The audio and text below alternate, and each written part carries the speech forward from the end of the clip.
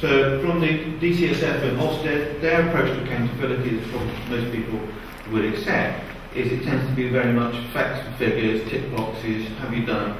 And there's something that goes below that which is not really recognised.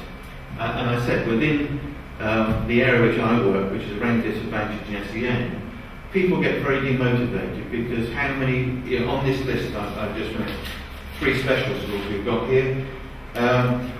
Children entered, well, one entered 19 for GCSEs, another 20, another 7. Results 0 for all of them. They're pushing them, trying them. They deserve a chance to do some of these, but they didn't get A to C. They may have got a D or so, but actually on the C's they didn't get it. So it's quite frustrating when this is the list that's really important for the authority. So they get disheartened, demotivated. So how do I, as a manager, welcome. So how do I, as a manager, influence this and show I'm effective and accountable? But as I said, the relationships are key. I think my style of management is important, and I've had some validation of that back from people. We'll go on to that in a moment. But I could be a manager, and I do some of these things. I'm not dismissing it and saying it's completely nonsense, but setting smart targets so that when I actually have supervision with people, that's your target, how do you achieve on that target, focusing on the targets and so on. Regularly monitoring and reviews the work, pushes for increased productivity, narrow focus on objectives. But then there's the manager and leader who provides a space for reflection and learning, models and coaches, holds people in taking calculated risks, and don't actually encourage people to just take risks willy-nilly. They've actually got to be fairly calculated risks, but actually they're risks no less. It encourages inclusion through valuing people as being themselves. And that's where a lot of the learning has been taking place.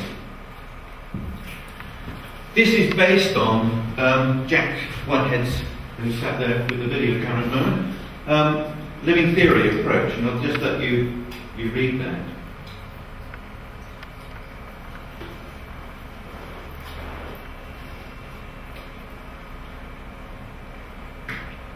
My understanding there is what we do every day is that we're actually trying to make sense of it. We're reflecting on it, trying to make sense of it, and we're developing our own theories in practice. And we're testing that out through the knowledge claims portability, through a critical feedback. So things that I do, I get the feedback from my colleagues, from my team and so on. So that's the sort of approach that I'm looking at. My influence as a manager and leader. So as I say, I've been trying to support professionals in their everyday work, supporting them through change, which is really quite difficult because it never seems to stop these days, and moving from one thing to another just keeps on growing. Creating a space for them to generate their own living theories and how they influence things. So it's about my influence on them and their influence and all the way down, so as I can hopefully then start seeing that I'm having an impact at the front line with children and young people.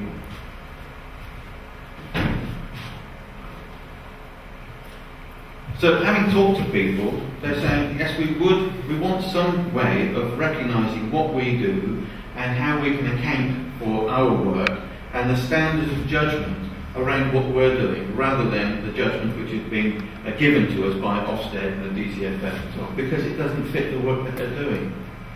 We're not saying we throw that out, that's important, but there's got to be something else to go with that. So for me, it's providing that space to be able to help people reflect on what they're doing, to become more open to change, to look at themselves. One of the things I was saying to somebody yesterday, if you want children's behaviour to change, you have to change your behaviour. You have to change your responses to their behaviour. You can't just expect children's behaviour to change. And it's the same with adults. To change their behaviour, you have to change your behaviour. So it's that sort of knock-on effect. So, one of the things which we set up a few years ago now, which is really still quite popular and keeps on going, is this thing called Conversation Cafe. And in the paper, some copies of the paper and the slides that are on the floor there, you might want to look at Googling World Cafe, because there's lots of information and there's books and so on that you can use to set up your own cafes. But it's basically a space. We have a Thursday morning when we come together. We have coffee, Chris brings some croissants, pain au chocolat, so at the very least you get a nice breakfast and a chance to chat to people. So there's an incentive to come. And then we explore some of the things that have been going on within our lives during that week, look to explore them, as I said, what the influence that we're having on other people, and develop our own learning about our practice. So there's a space, a physical space, a room, and nice people to sit down and have that space. We can have that sort of conversation. It's fun. I enjoy going to it, and I think most people do. So that's one space there. So how else do I create this space? Well, I have